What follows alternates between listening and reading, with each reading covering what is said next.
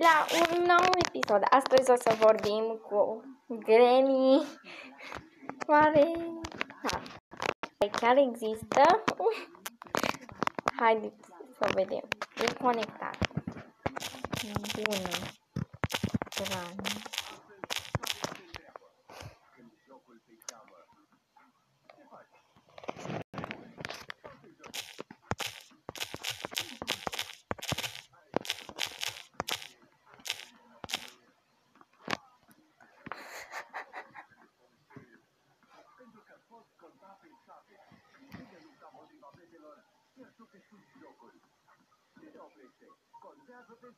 Nu pot să cred, scrie. Scrie. Da, sunt reală.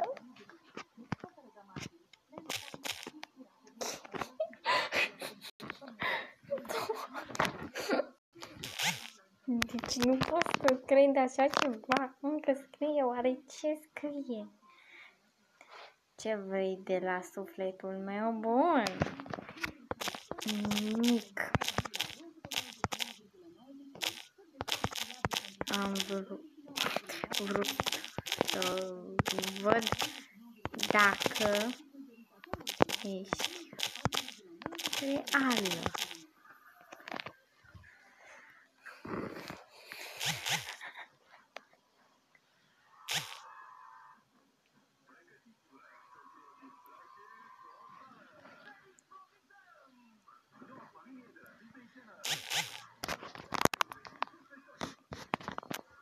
Nu va dura foarte mult acest video pentru că nu o să vorbesc foarte mult cu Granny. Oare ce îmi spune?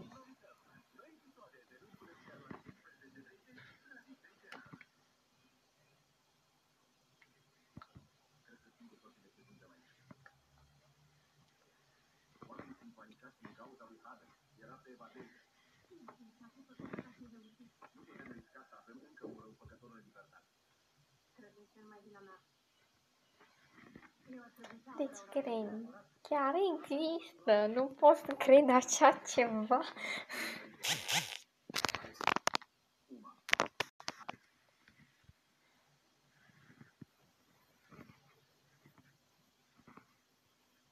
Dacă tot ai intrat în conversație, trebuie să-ți dau niște provocări nebune. Dacă nu le faci, vei muri. Ok.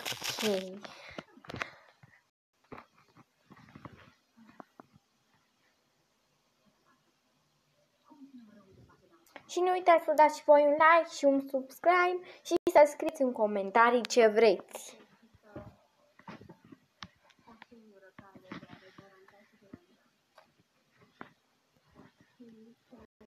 Ce scrie acum?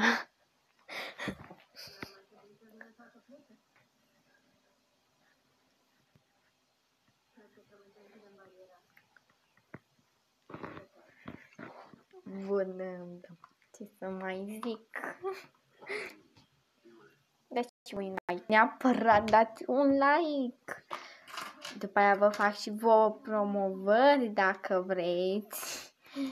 Promovări.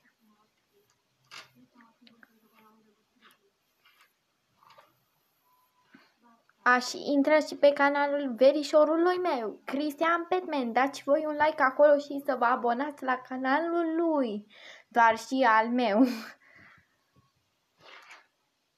O să vă las un link în descriere.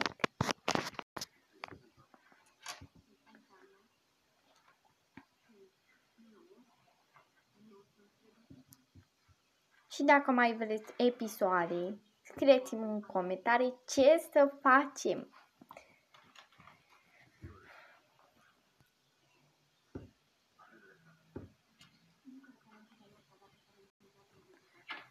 Prima provocare, trebuie să le spui fanilor tăi de pe YouTube că sunt cea mai frumoasă bunică, pentru că asta e chiar real. Bine, Granny e cea mai frumoasă bunică, da? Deci e cea mai frumoasă bunică. Gata.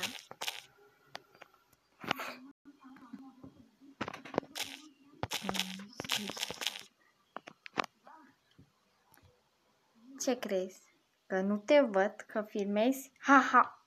De unde știi că... De unde știi că filmezi?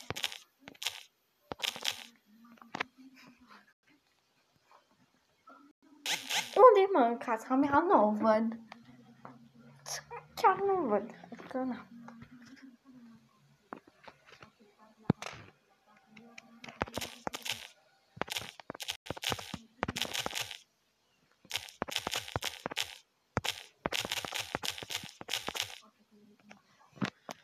Păi, frate.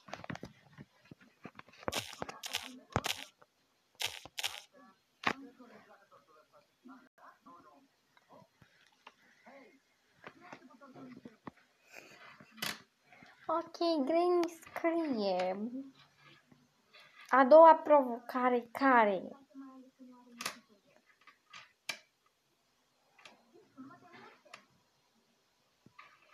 Care este a doua provocare?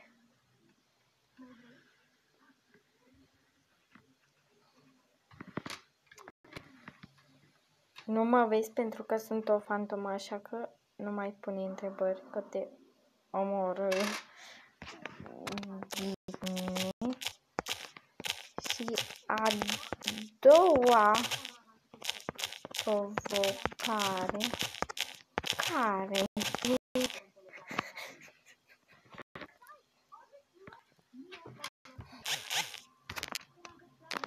Da, ce să mai zic?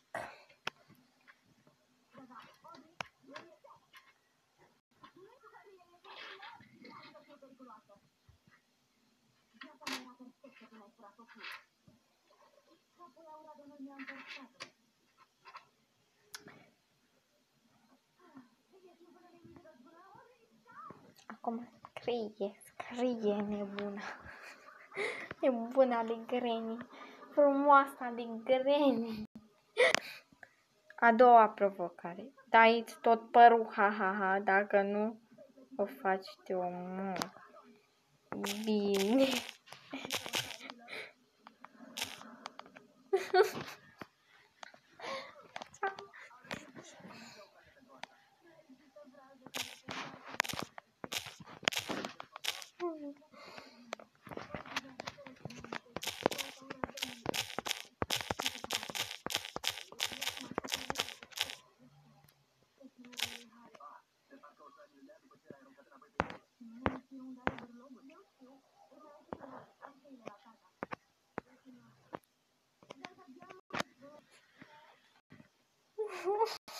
Trebuia să-mi tai păr pentru asta, nu pot să cred. Ce-am făcut?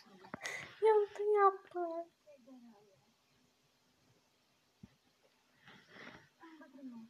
Aoleu.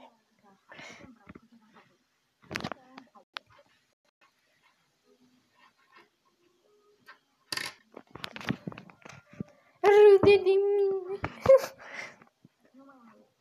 De ce ești așa? De ce râzi de mine?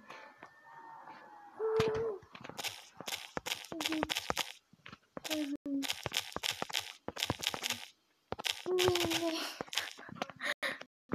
Ce râzi de mine?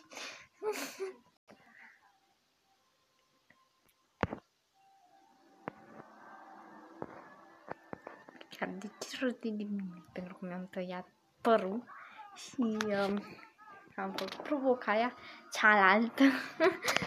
Cred că de asta râde. Prima a fost ușoară totuși. Pentru că sunt Granny, dragă.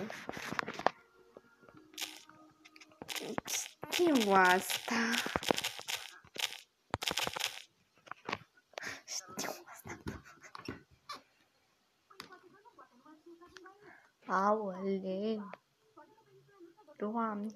Și dacă mai vreți episoade din astea să vorbim cu Granny, cu ăsta, cum îl cheamă, It, Pennywise, cum îl cheamă, It sau Pennywise, nu știu exact cum îi zice, sau cu altcineva, așa că dați și voi un mare like și un subscribe și duceți-vă și pe canalul Pisicii. Pisica miau miau. A treia provocare, ultima. Ok. Un mare like, vă rog!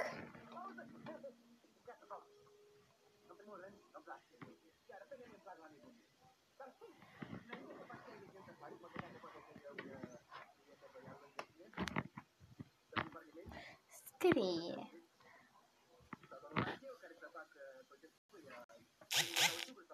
Aoleu, dar tot se deconectează ăsta. Ce să mai zic? Da, ce folosește drăgușori? Se pare. Nu mai zic nimic. Pentru că e Granny, așa că poate se uită la videoclipul meu.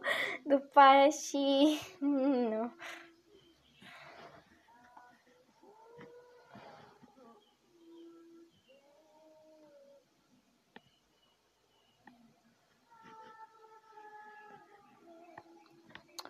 Bun, ce mai scrie? De ce provocare oare îmi scrie? Poate se gândește, poate dacă vrea să mă bată cu băta. Doamne, chiar nu știu ce vrea să scrie acolo. Ce tot scrie?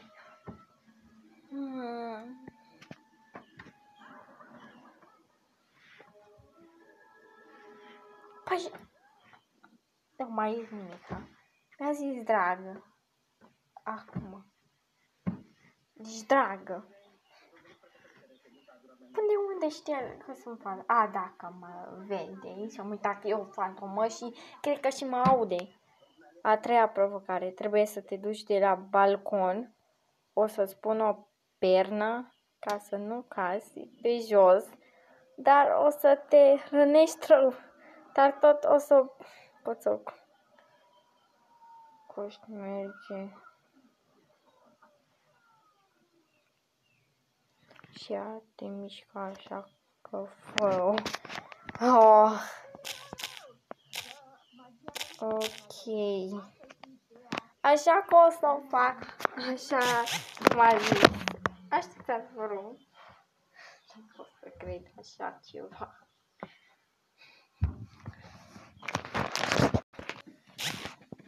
Gata. Gata. Ce râs? Granny. De mine.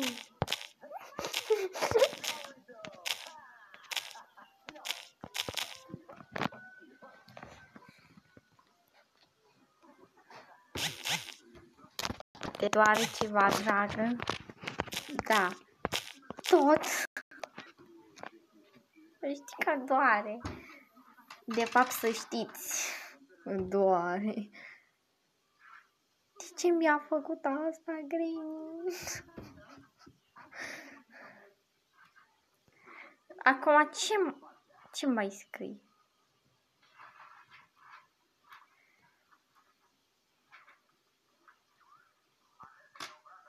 Dați voi un mare like, să nu uitați să dați un mare like. Vă rog să dați voi un like. Și scrieți în comentarii ce vreți voi. Ok.